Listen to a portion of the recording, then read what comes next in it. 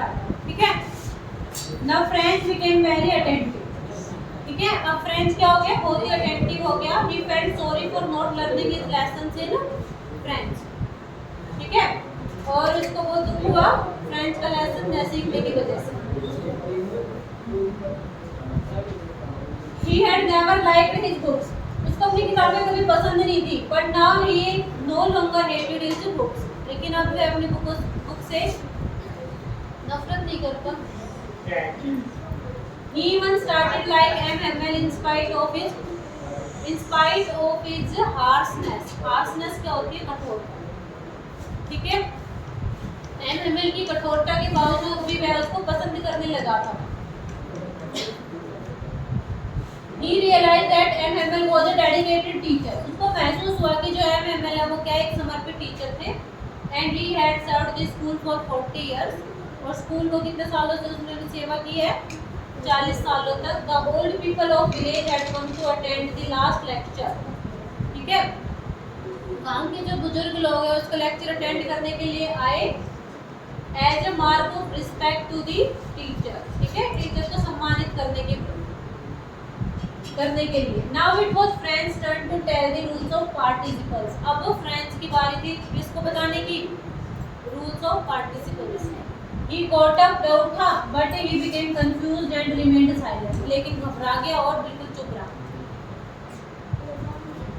However, MML did not rebuke him. यद्यपि MML ने उसको नहीं डांटा। Then MML said that it was not French to blame. तब MML ने कहा कि यह फ्रेंच नहीं है जिसको ब्लेम किया जाना। The people of Alsace said that it was not French to blame. MML कहता है कि ये फ्रेंच नहीं जिसको ब्लेम किया जाना था। The people of Alsace generally put off learning their own native language. Alsace के जो लोग हैं वो अपनी खुद की जो मातृभाषा है उसको सीखना बंद कर दिया है। He said that the French language was the most beautiful language in the world. जो फ्रेंच लैंग्वेज है वो दुनिया की सबसे खूबसूरत भाषा थी। It was the clearest and most logical language. Clearest का मतलब सबसे ज़्यादा स्पष्ट और लॉजिकल तर्कसंगत थी। Hamel asked them to stick to their language and protect it. Hamel ने क्या कहा, अपनी लैंग्वेज के साथ स्टिक रहो, चिपके रहो एंड इसको प्रोटेक्ट करो। If those who are enslaved stick to their language, they are sure to win freedom in long run. यहाँ पे कह रहे हैं कि जिनको एनस्लेव क्या होता है, पराजित किया जा चुका है या बंदी बनाया चुका है, अगर वो अपनी लैंग्वेज के साथ स्टिक है, चिपके हुए हैं, तो लॉन्ग रन में, लंबे पीरियड के दौरान वो उनको अपनी आज़ादी की जीत मिलेगी। They are sure to win freedom, ठीक है, अपनी आज़ादी को वो प्राप्त कर लेंगे, श्योर है। Then Hamel taught grammar and lesson of the day as usual. और उसके बाद Hamel ने क्या पढ़ाया, ग्रामर का टॉपिक पढ़ाया और जो लेसन होता है डे का जैसे एज यूजुअल जैसे कि उसका होता है वो पढ़ाया, ठीक है। तो Hamel क्या था, रिटायरमेंट थी उस दिन उनकी, ठीक है, अच्छे कपड़े पहन के आया था लेकिन फिर भी उन्होंने अपना काम किया। That for the first time he could understand everything. French ने ये महसूस किया कि पहली बार उसे सब कुछ समझ में आया। The teacher explained, जो टीचर ने बताया। After the grammar, Hamel gave the students 2 copies. Grammar के बाद Hamel ने क्या दी, नई कॉपियाँ दी बच्चों को। Everyone sat to write, ठीक है,